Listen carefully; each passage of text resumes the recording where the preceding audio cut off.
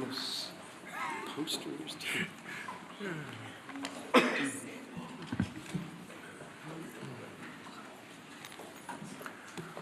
Well, good morning, everyone. Joining us this morning for the latest updates, we have some members of the Republican Governance Group, one of our most active caucuses in the Republican side. These are folks among our friends and colleagues, the most productive, most dedicated, most effective members because they are people who work every day on solutions for the greatest challenges facing our country. And Carlos Jimenez is with us, and Blake Moore, and Julie Fedorchik, and Gabe Evans. Beth Van Dyne may be joining us. I think she had a flight delay. But they've been out in their districts working very hard to help their constituents navigate through the chaos that's been created by the Democrat shutdown. And if you're keeping count, this is day 37. 37. It seems unbelievable to us that we've gone this long. It is officially and shamefully the longest shutdown in U.S. history. Republicans feel very helpless.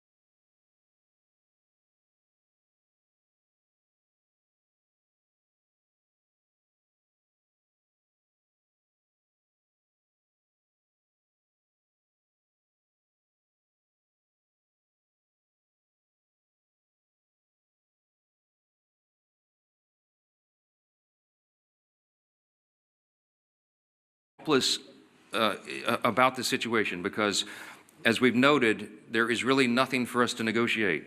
We sent them a clean Los posters.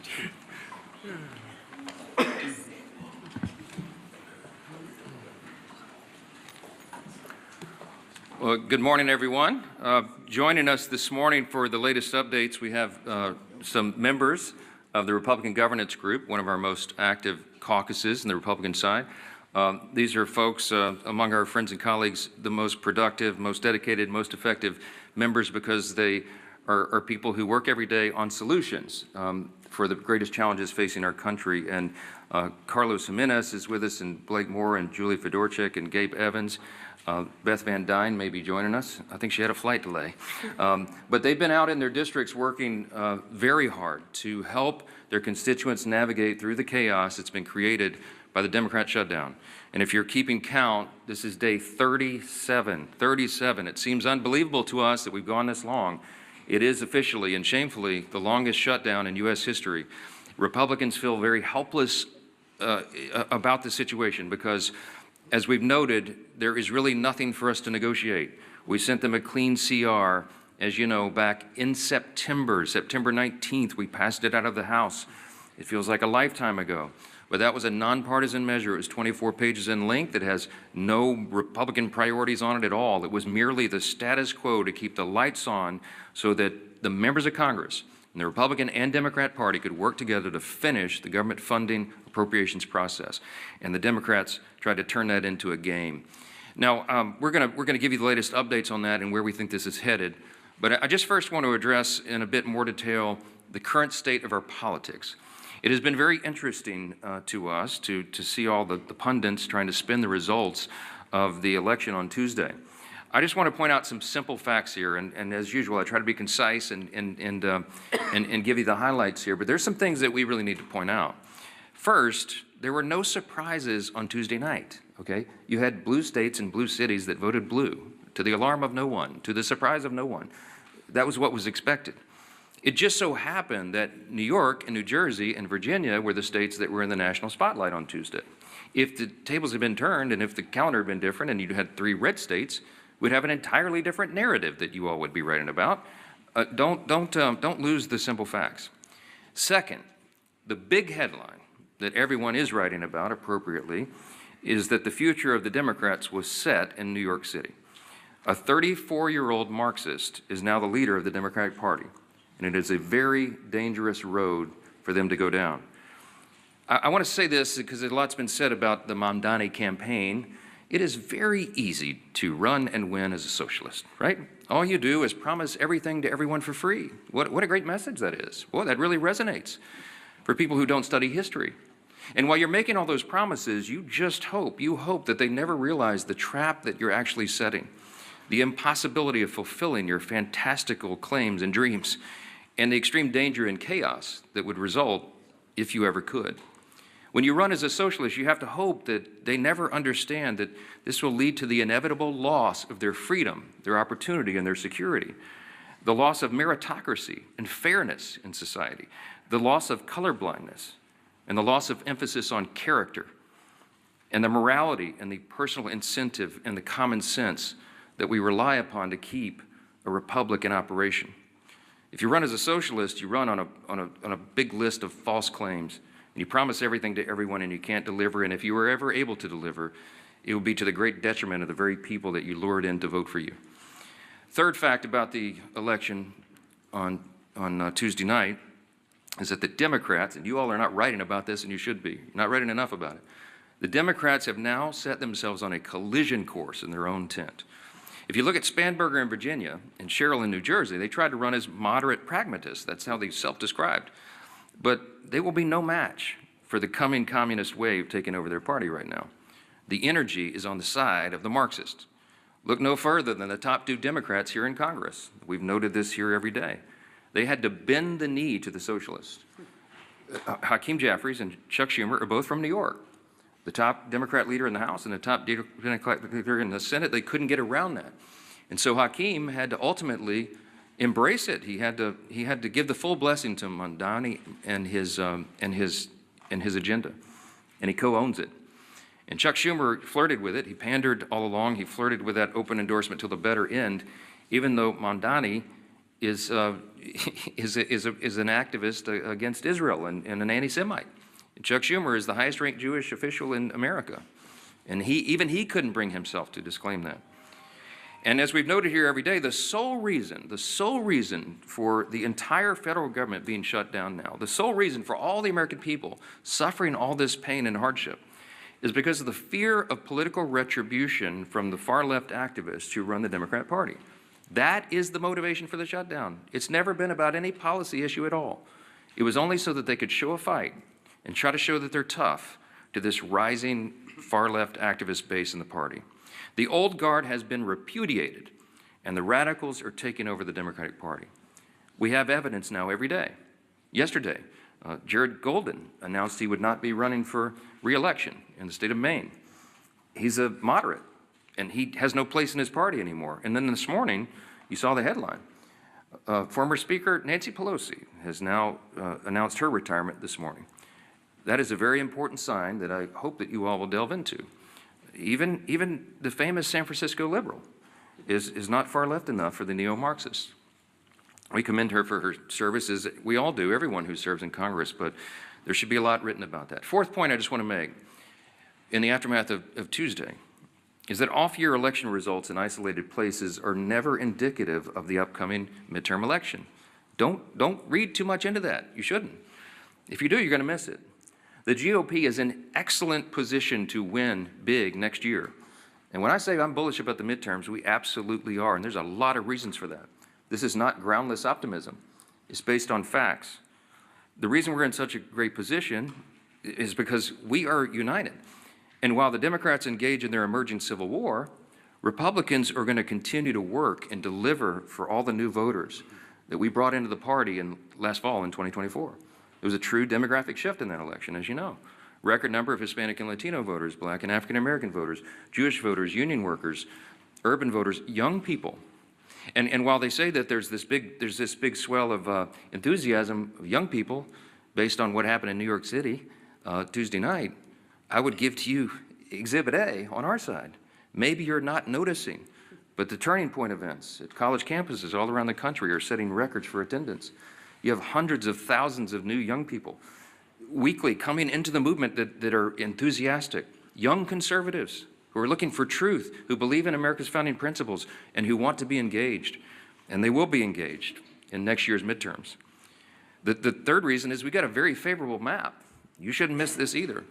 I was very bullish even before the current redistricting battles began. As we sit here today, there are 13 House Democrats sitting in districts that President Trump won. There's another 21 of them in districts he came within 5 points of winning. There's only 3, conversely, there's only 3 House Republicans sitting in districts that Kamala Harris won. That's a lopsided map. And after redistricting, we think we'll net a few more seats, handful, maybe 6 to 8. We're in very good position to make history and grow this majority. And finally, I'll just leave you with this. The reason we're so enthusiastic about running next year is we have a real record to run on. Mondami and Democrats want to talk about affordability. We love that subject. We love it. Look at the facts. I brought some this morning. It's the Republicans who are working every day to make life more affordable for working families. And it's not a talking point for us. We are delivering. After 4 long years of skyrocketing prices under the Biden administration, we had to take over. You don't flip a switch and reverse that overnight. It takes a while to work those policies out of the system and to get the new ones in. President Trump and Republicans are delivering results for the American people that they can see and feel. To date, we've seen core inflation is nearing its lowest level in 4 years. Gas prices have fallen to a 4-year low. Prices for everyday goods continue to decline, and blue-collar workers are seeing the largest increase in wage growth in nearly 6 decades. That's the result of our policies. In Congress, House Republicans are working hand in hand with President Trump to advance his affordability agenda. It is President Trump who ran on that. It's President Trump who's delivering on that. And we are all partners in that new effort to make America great again. It begins with the economy, and we know that. We're laser focused on making a difference in the lives of hardworking American families. Here's another demonstration. The working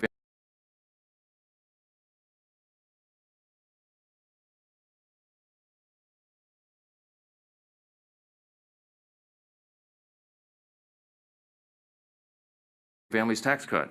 It is aptly named.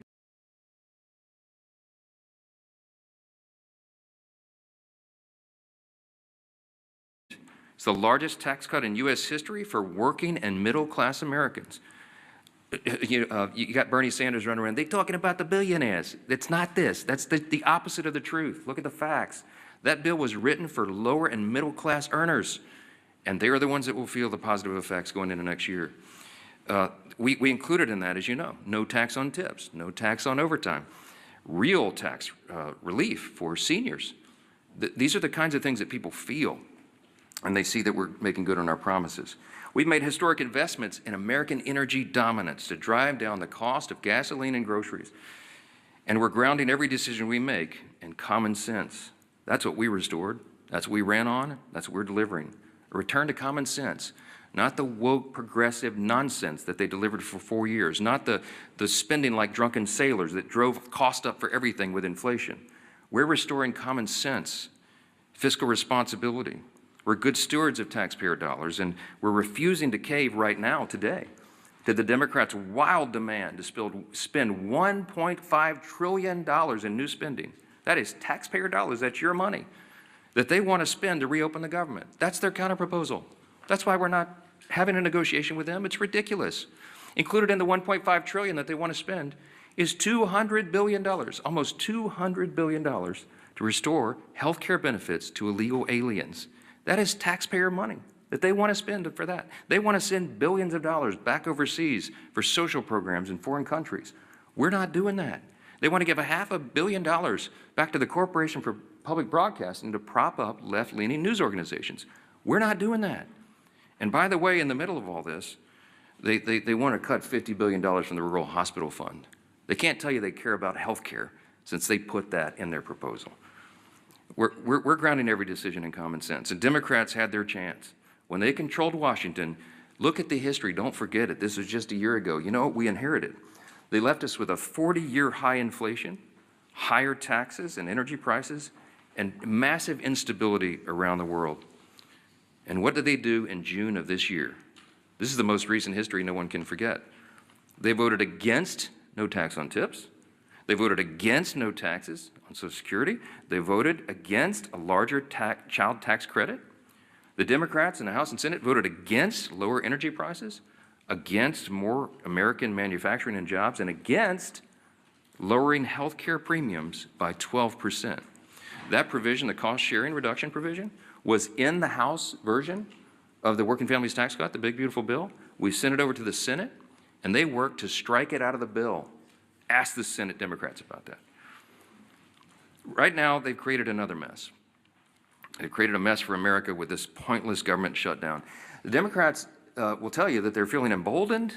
They're feeling emboldened because they hit a few blue state election results. It does not change the fact that they have walked their party off a cliff with no parachute and no path forward.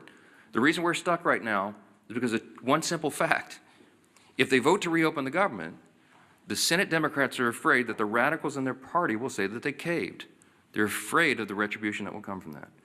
But if they keep the government shut down, they know very well, as we all do, that millions of Americans will continue to suffer as essential services remain unfunded and paychecks to federal workers continue to stay stalled.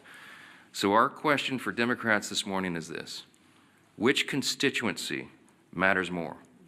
The loud radicals in your party or the hardworking American people? I can tell you which side the Republicans are on. 15 times we voted for the hardworking American people. And 15 times so far, the Democrats in Congress have voted for the radicals in their party. It is unconscionable to us that they've allowed it to go on this long. And at some point, all you can do is pray that common sense prevails. And that's what I've been doing a lot of. We hope and pray that there are still Democrats out there. There's just a handful. We need 5 more votes.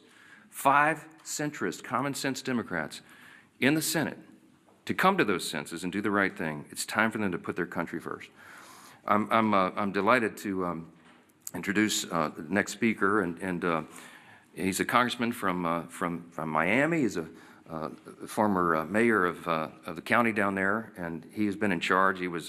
He served as a police officer, but he was the chief of the fire department down there. I mean, the guy's resume is longer than almost anybody in Congress, and as a son of a firefighter, I always take personal delight in reminding everybody he's the only career firefighter paramedic in Congress. He's doing a great job, and he serves as vice chairman of the Republican Governance Group, one of our largest and most active caucuses I mentioned, and we're truly grateful to have him here to discuss some of these consequences of the government shutdown. Glad to have you. Carlos, come on up. Thank you. Thank you, brother.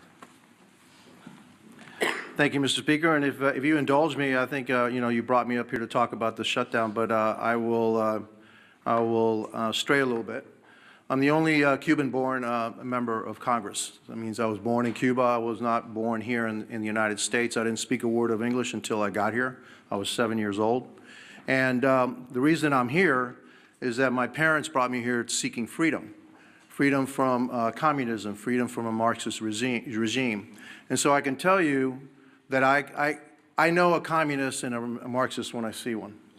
They may call themselves socialists, they may call themselves a democratic socialist, but make no mistake, Mondami in New York, he's a Marxist.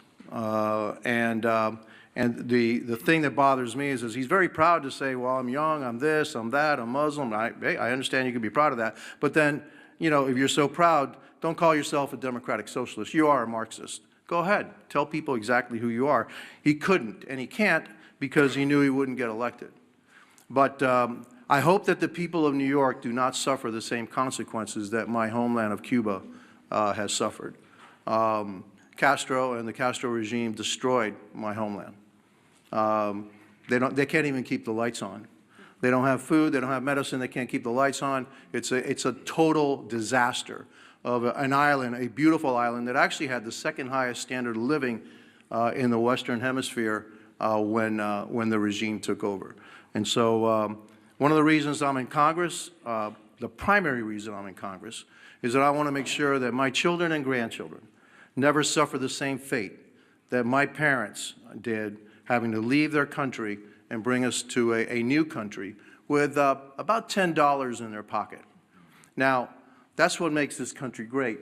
My parents came here with 10 bucks in their pocket and a watch. By the way, I still have that watch. All right. And here I am. Their son was a firefighter. He was a city manager. He was a county commissioner, county mayor of the largest county in the state of Florida, and now a member of Congress. I don't think there's too many countries that you can say that can happen. That's why I love this country. That's why I will fight for this country. And again, I know a Marxist when I see one. And it's unfortunate that the Democrat Party is heading that way, which means we just have to fight that much harder. Here to talk about the shutdown. And so, I'm Congressman Carlos Jimenez again. I represent the state of Florida, Miami, and the Keys. Today I'm standing in for my friend, RG2 Chairman David Valadeo of California, with one clear message, and I want to thank also the other members of RG2 that are here. The Republican Governance Group focus has always been about governing responsibly. RG2 is committed to putting results ahead of rhetoric, keeping the government functioning, and finding practical, common sense solutions that improve the lives of the American people. That's what we're here to do. And that means that we do what's right, even when it's hard. Yes, we're here on day 37 of the Democrat government shutdown, and with each passing day, more Americans are feeling the impact. The effects in my hometown or in my state. In my home state of Florida, 155,000 federal employees have not received their paychecks. Close to 2 million Floridians who rely on SNAP, including more than 1 million children, will not be getting their benefits. My colleagues on the other side insist we have chosen, my colleagues on the other side of the aisle have chosen politics over food security for millions of Americans. Small business loans are being delayed, totaling nearly $300 million in missed distributions, costing our state an estimated $1.7 billion in economic benefit alone. Starting Friday, 10% of the American airspace is going to be reduced because of the shutdowns ahead of the busy holiday season. More than 3,500 flights will either be delayed or canceled altogether. That's true effect of this shutdown. Let me be clear, holding the government hostage is not a responsible way to negotiate policy. On September 19th, the House of Representatives voted to extend government funding to keep the government open. And as the Speaker said, with a clean CR. There were no riders in it. There's no policy differences. It's actually a Biden budget, right? And so, what is the problem? No, there is no problem. It's politics. That's the problem. Meanwhile, Senate Democrats have voted 14, now you say 15 times to keep the government closed. The funding bill before the Senate is the same short-term continuing resolution that we passed 15 times under President Biden with bipartisan support. And I supported each and every one of them to keep the government open. And I know that most, if not all, the members of RG2 also voted for the CRs to keep the government funded. We can and should debate serious issues like healthcare costs, but not at the expense of hardworking American families. I urge my Senate Democrat colleagues to pass the continuing resolution so that we can reopen the government and return to the table to negotiate real solutions. History shows that when Congress works together, we can find solutions without inflicting pain on the American people. I urge Senate Democrats again to reopen the government, end the suffering.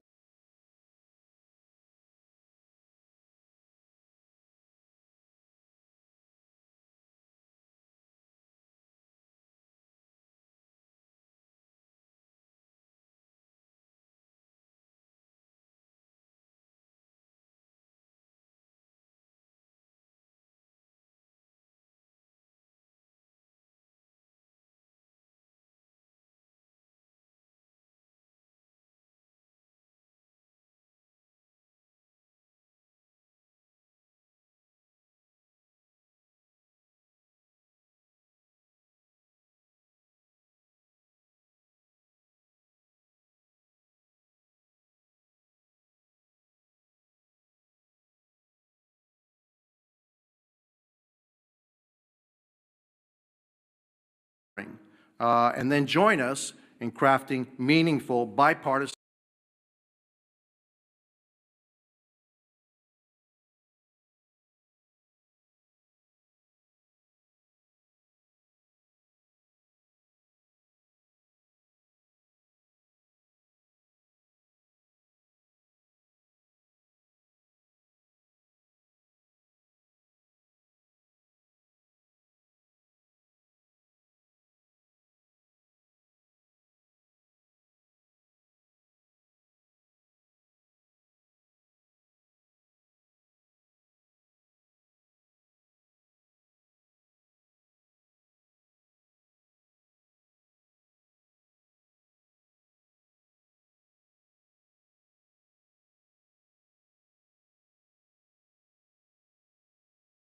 policy meant to improve the lives of everyday Americans. That's how we govern responsibly, and that's how we serve the American people. And I want to thank you for giving me the opportunity. And I guess now I want to turn the dais over to our Majority Leader, Steve Scalise. Well, thank you, Carlos. And what an honor it is to follow my dear friend Carlos Jimenez, who really is the epitome of the American dream. You know,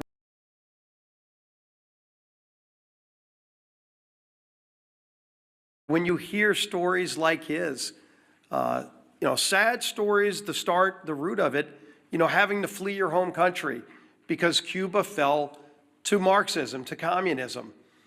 But luckily, for people like Carlos, all around the world, there's one place that they can look to if they want a North Star. If they still believe in freedom, they yearn for that desire, and then it fails in their home country, they can look to the United States, because the United States represents freedom all around the world. And how dangerous of a position that is when Marxists from within try to change it here, try to unravel what makes America so great. And as Carlos came to seek that freedom that millions others have as well, like my great-grandparents who came from Italy, to seek that same freedom. Ronald Reagan said it best: freedom is only one generation away from extinction if we don't fight to defend it. Those words of Reagan still ring true today, because, Carlos, we will continue to fight for freedom. But it's not an empty fight. There are people on the other side here in America that are pushing back, that want to destroy that capitalist free market system. And so when you look at the results of the election, anybody that wants to go celebrate a blue state voting blue, What they're not acknowledging is what happened in a city like New York. It reverberates. When New York elects a Marxist as their mayor, there are other Democrats that are now looking and saying, does the Democrat Party represent me anymore? And today you heard it again. Democrats are the ones who are looking and saying that they're done with the Democrat Party. Jared Golden yesterday announced he's not going to run again. And he didn't just say he wasn't going to run again because he got tired of serving in Congress. I think it's really important to pay attention to what Jared Golden said. And he is in a swing district.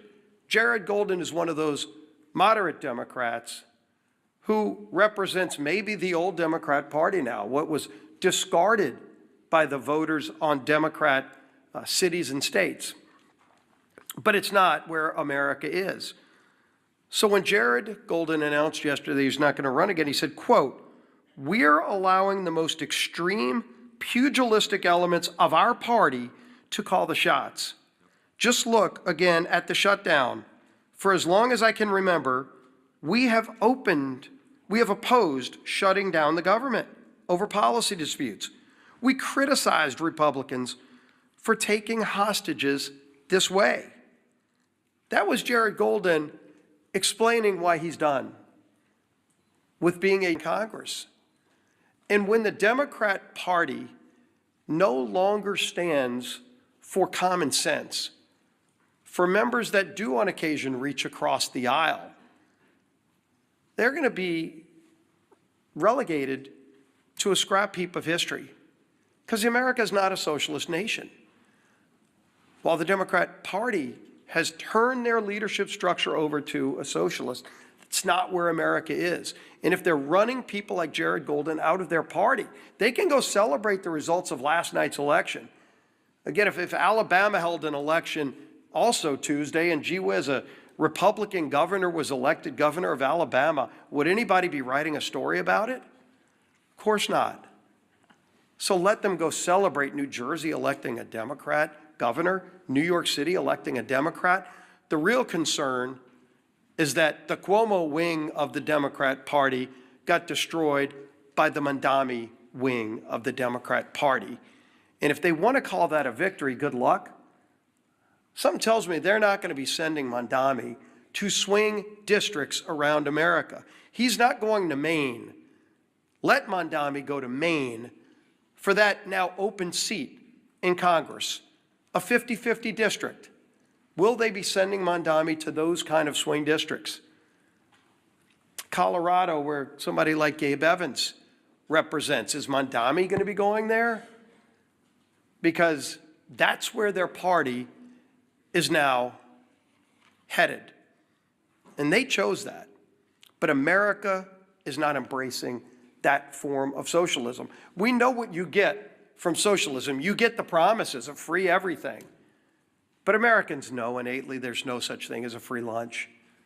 All you end up with, the results, are the hollow promises and the failures that come with those promises, because you know you get what you pay for. And somebody else is going to have to pay for that free thing. And a lot of those rich people they love denouncing are leaving. Many have already left. So even when they go raise taxes even more with the highest rates you can imagine, who's going to pay those higher rates? It's not going to be the millionaires and billionaires. Many of them have already left. It's going to be hardworking families in New York City. Good news for you, you might be making $100,000 a year. By the way, a police officer married to a school teacher makes more than that in New York City. They're going to be the quote-unquote rich who get the higher taxes and the free buses and the grocery stores that are run by the government with empty shelves and expired food. That's what they're going to get. But the rest of America is not going to have it. So while Democrats keep the government shut down, and they brag about it, I mean, you heard Senator Murphy yesterday, quote, "I think we're in an enormously strong position right now." Strong position? What's so strong about taking food out of the mouths of 42 American families?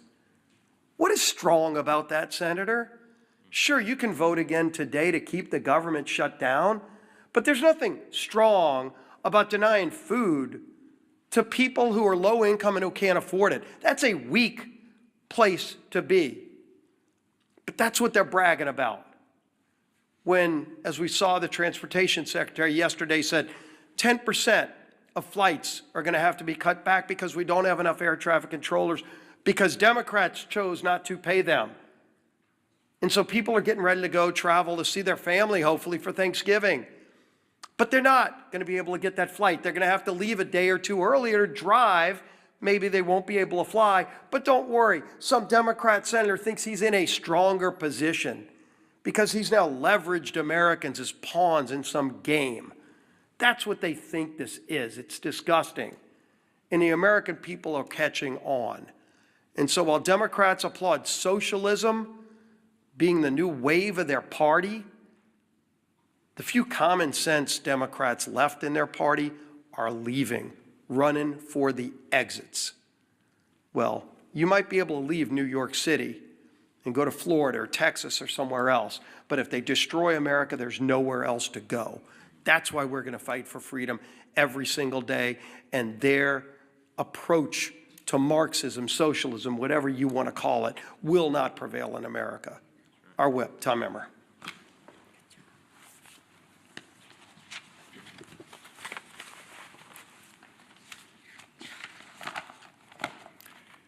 It's day 37 of the Democrat government shutdown, and one thing has become clearer, more clear now than ever.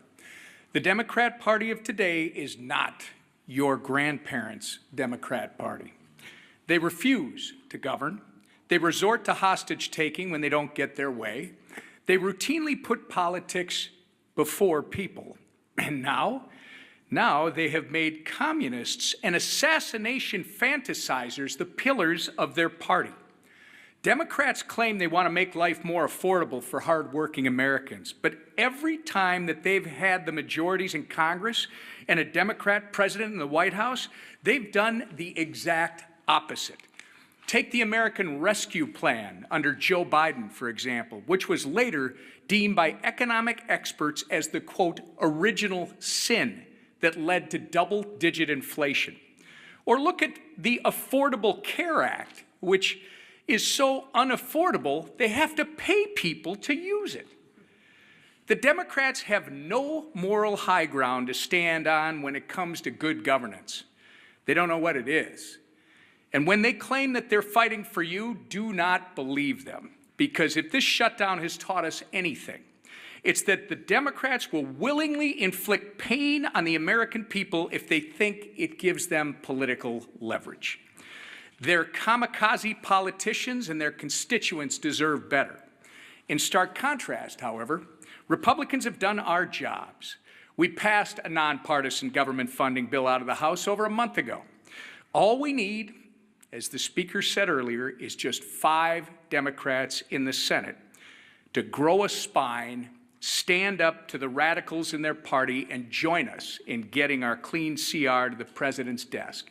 Enough is enough. It's past time for Democrats to end the political games and reopen the government for the people they were elected to serve. Our conference chair, Lisa McClain. Thank you. Well, good morning, everybody. Again, here we are. Yesterday, Americans woke up to an unthinkable reality. And Carlos touched on it earlier. A communist was elected mayor in America's largest city. How did this happen? Ask yourself, how did this happen? It happened because a small socialist portion of this country took control of the Democrat Party. A party that is now apparently united behind a socialist agenda. And slogans always seem to start with the same word: free. Free food, free rent, free buses, right? I feel like I'm at an Oprah Winfrey show. You get a car and you get a car. Well, this isn't the Oprah Winfrey show. And like many of you, my parents taught me a really good lesson when I was young. Nothing is free. Everything comes with a cost. Absolutely nothing is free. We all learned that. Look no further than the Democrats' disastrous shutdown plan. They want to give free health care to illegals. Come to our country. We'll give you, illegally, mind you, we'll give you free health care on the backs of hard-working Americans. And in demanding that, they're asking for $1.5 trillion in wasteful spending and a painful shutdown. A shutdown that has denied food assistance to 42 million American families. 42 million American families. A shutdown that has forced law enforcement to work without pay. But don't worry, I'm sure those law enforcement agents can go and get free food from their local grocery store, and somebody will pay their free rent, right? Yeah.